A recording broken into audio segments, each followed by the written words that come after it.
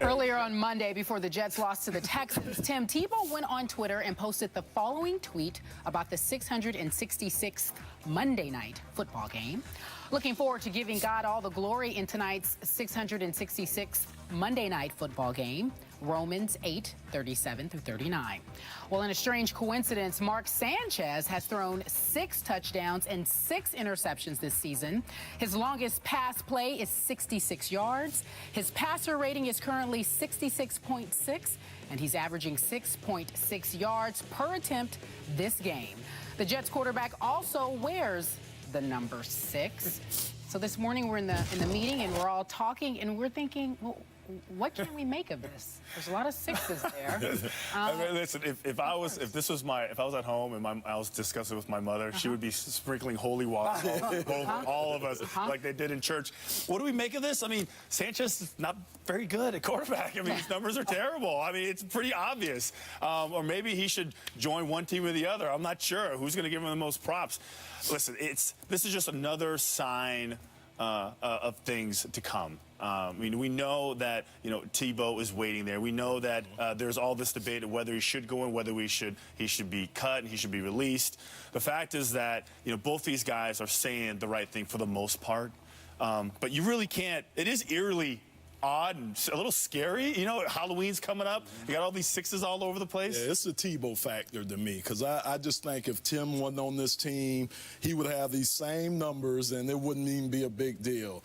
So I just think it's the fact that Tim Tebow's over there, he's looming large. I mean, you got the owner coming out saying that he's supporting him. You got Mark Sanchez, like you say, saying the right things, but I know in the back of his mind, he has to feel the pressure that's on his back. He couldn't tell me he couldn't. Maybe if they were undefeated and Tim was there, it wouldn't be that pressure, but he feels the pressure. So I just think it's a combination of Tim Tebow just being over his shoulders and we coming up with these 666s. Because when I first... No, wait, we're not coming up with them. They're there. I mean, they're happening. But you're linking them together. Still, you reading into it like that, are you? I'm going to let Rob speak. Okay. Because when I first saw the 6, I thought of the double cheeseburger meal at McDonald's. That's number 6 on the board. Only you would know that. Only you would know. You would order the salmon burger to go along with your suit. But I'm with Lomas.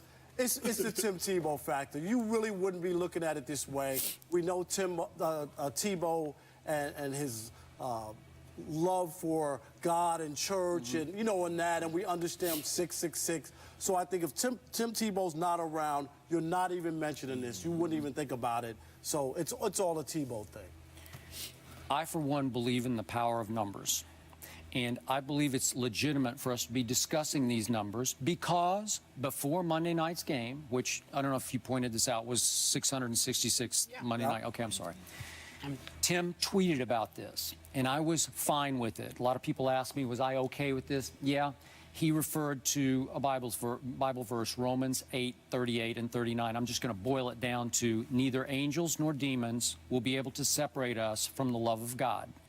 I'm fine with that because I know that's what Tim believes with all his heart and soul. And I know he is afraid of the number 666 and what it stands for as a satanic figure. And in this case, there's just something about Tim Tebow. And I've never been able to explain it. I wrote about it last week for ESPN.com, ran on Monday. Which I read. Thank you. Appreciate that. And if you want to call it in pop culture terms, just the it factor, that's fine. I'm not reading anything biblical into the 6s. I'm just saying that they're chilling to me because there's always been some aura around Tebow that's almost inexplicable. It's never what he says, it's what happens around him.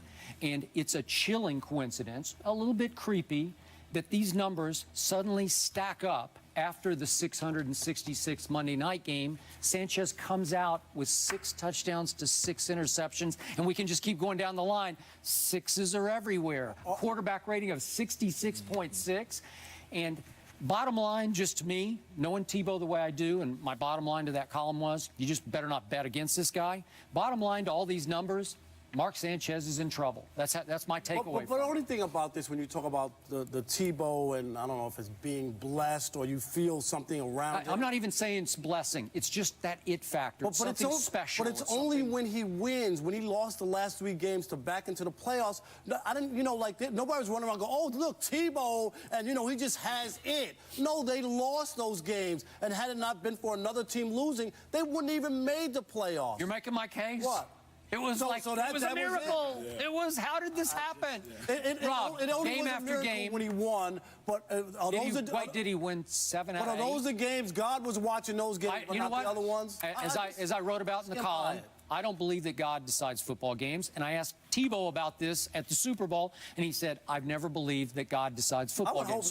So let's eliminate that as an issue here. That's not what's going on. But there's just some overriding aura to Tebow. Wherever he goes, things happen. That'll do it for us. Thank you so much for watching First Take, and you can catch us Monday through Friday at 10 a.m. Eastern on ESPN2. Have a good one, everyone.